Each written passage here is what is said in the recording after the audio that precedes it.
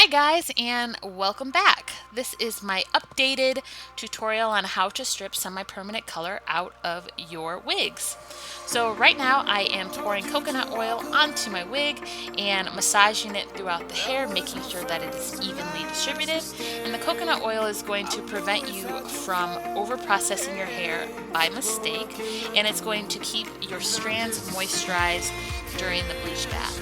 Now, I am not a professional and I do not work on people's natural hair. I only do wigs. I do not suggest doing this process on someone's actual head.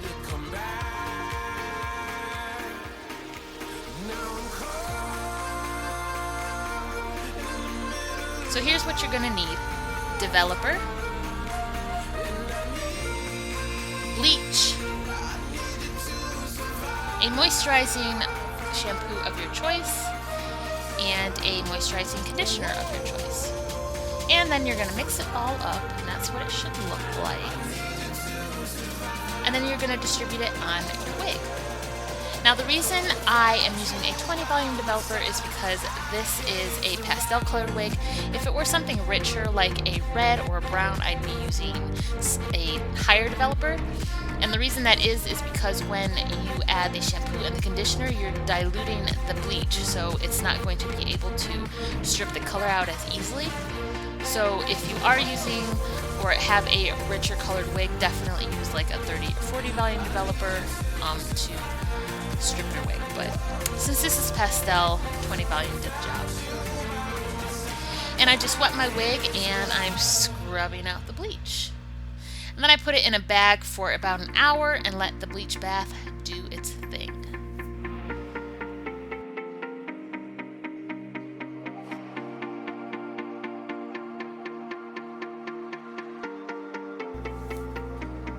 So this is what my wig looked like after I took it out of the bag, and this is without heat.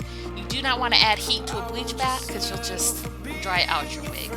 Now I'm going to rinse out this bleach bath with hot water. And you can see there's still a little bit of a tint on the wig, which wasn't a big deal because I did put a rich red semi-permanent color on top, so the tint didn't affect the color. Now if you wanted this wig to be blonde again, of course you'd have to redo all the initial steps.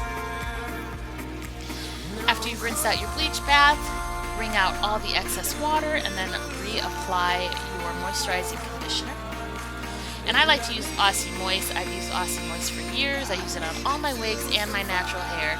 It's super conditioning and it smells really good. Now after you've applied your conditioner, you're going to put your wig in a plastic bag, squeeze out all the air, pop it in the microwave for a minute. And I know that sounds crazy, but the heat from the microwave will super condition your hair and allow that conditioner to penetrate in the cuticles, leaving the hair super soft when you take it out of the microwave.